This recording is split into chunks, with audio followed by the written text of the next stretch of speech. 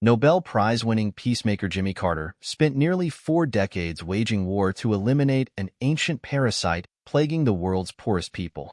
Rarely fatal but searingly painful and debilitating, Guinea worm disease infects people who drink water tainted with larvae that grow inside the body into worms up to 3 feet long.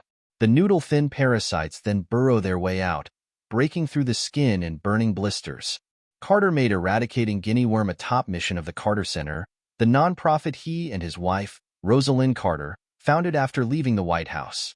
The former president rallied public health experts, billionaire donors, African heads of state, and thousands of volunteer villagers to work toward eliminating a human disease for only the second time in history.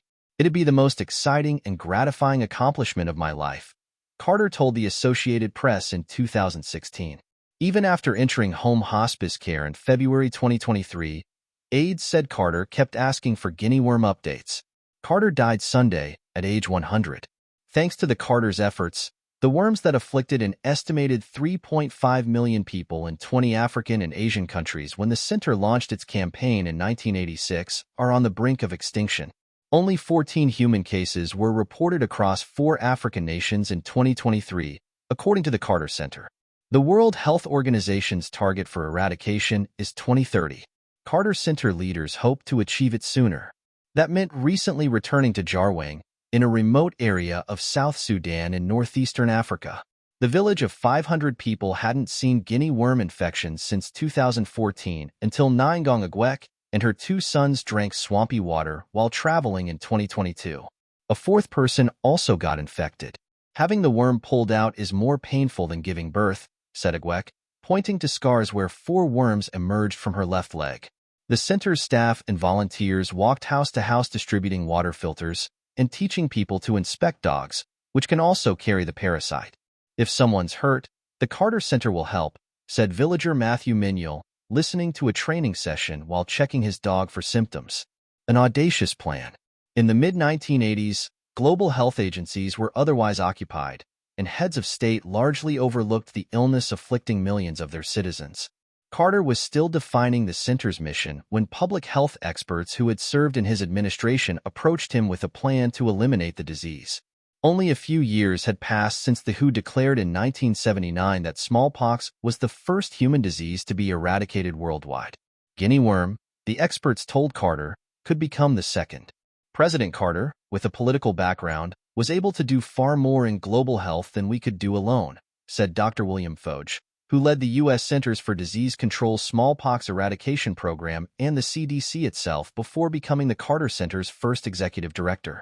Those who worked closely with Carter suspect guinea worms' toll on poor African farmers resonated with the former president, who lived as a boy in a Georgia farmhouse without electricity or running water. Nobody was doing anything about it, and it was such a spectacularly awful disease, said Dr. Donald Hopkins, an architect of the campaign who led the center's health programs until 2015. He could sympathize with all of these farmers being too crippled from guinea worm disease to work. Changing behaviors. There's no vaccine that prevents guinea worm infections or medicine that gets rid of the parasites.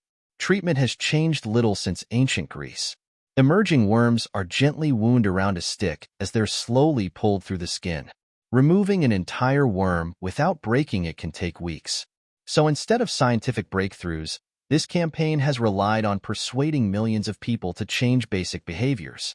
Workers from the center and host governments trained volunteers to teach neighbors to filter water through cloth screens, removing tiny fleas that carry the larvae. Villagers learned to watch for and report new cases, often for rewards of $100 or more. Infected people and dogs had to be prevented from tainting water sources.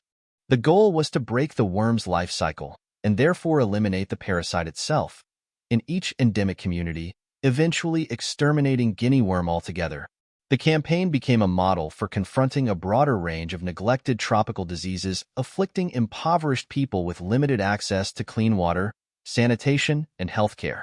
Expanding its public health mission, the center has supplied training, equipment, and medicines that helped 22 countries eliminate at least one disease within their borders. Mali became the latest in May 2023 when the WHO confirmed it had ended trachoma, a blinding eye infection. Haiti and the Dominican Republic are working to eliminate malaria and mosquito-borne lymphatic filariasis by 2030. Countries in Africa and the Americas are pursuing an end to river blindness by 2035. A personal mission. Having a former U.S. president lead the charge brought big advantages to a nonprofit that relied on private donors to fund its initiatives. Carter's fundraising enabled the center to pour $500 million into fighting Guinea worm. He persuaded manufacturers to donate larvicide, as well as nylon cloth, and specially made drinking straws to filter water. His visits to afflicted villages often attracted news coverage, raising awareness globally. He went to so many of the localities where people were afflicted, said Dr. William Brieger, a professor of international health at Johns Hopkins University who spent 25 years in Africa. The kind of attention that was drawn to him for getting on the ground and highlighting the plight of individual people who were suffering, I think that made an important difference. Carter first saw the disease up close in 1988, while visiting a village in Ghana where nearly 350 people had worms poking through their skin. He approached a young woman who appeared to be cradling a baby in her arm. But there was no baby, Carter wrote in his 2014 book, A Call to Action. Instead, she was holding her right breast, which was almost a foot long and had a worm emerging from the nipple. Carter used his status to sway other leaders to play larger roles. Some heads of state got competitive, spurred by the center's charts and newsletters that showed which countries were making progress and which lagged behind. Worms in a war zone. In 1995, Carter intervened when a civil war in southern Sudan made it too dangerous for workers to reach hundreds of hotspots. The ceasefire he negotiated enabled the center and others to distribute 200,000 water filters and discover more endemic villages. Carter's efforts not only stopped transmissions in much of what became South Sudan, but also built trust across communities that resulted in a significant peace dividend, said Makoe Samuel Eby, the young nation's Guinea worm eradication director. Pakistan in 1993 became the first endemic country to eliminate human cases. India soon followed. By 1997, the disease was no longer found in Asia.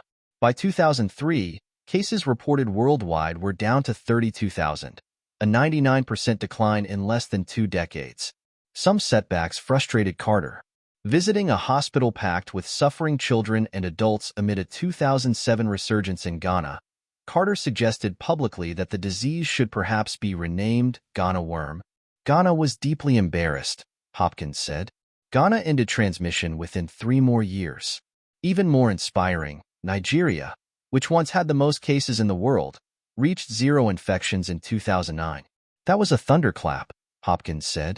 It was important throughout Africa, throughout the global campaign, to the last worm. Even after being diagnosed with brain cancer, Carter remained focused. I'd like the last Guinea worm to die before I do, he told reporters in 2015. Despite dwindling cases, total success has proven elusive. Historic flooding and years of civil war have displaced millions of people who lack clean drinking water across Central Africa. Of the 13 total cases reported in 2023, 9 occurred in Chad, where infections in dogs have made the worms harder to eliminate. These are the most challenging places on planet Earth to operate in, said Adam Weiss, who has directed the campaign since 2018. You need eyes and ears on the ground every single day. The campaign still relies on about 30,000 volunteers spread among roughly 9,000 villages. Staying vigilant can be difficult now that cases are so rare, Weiss said. I would still like to think we will beat the timeline, Weiss said of the 2030 eradication goal. The Carter Center is committed to this, obviously, no matter what,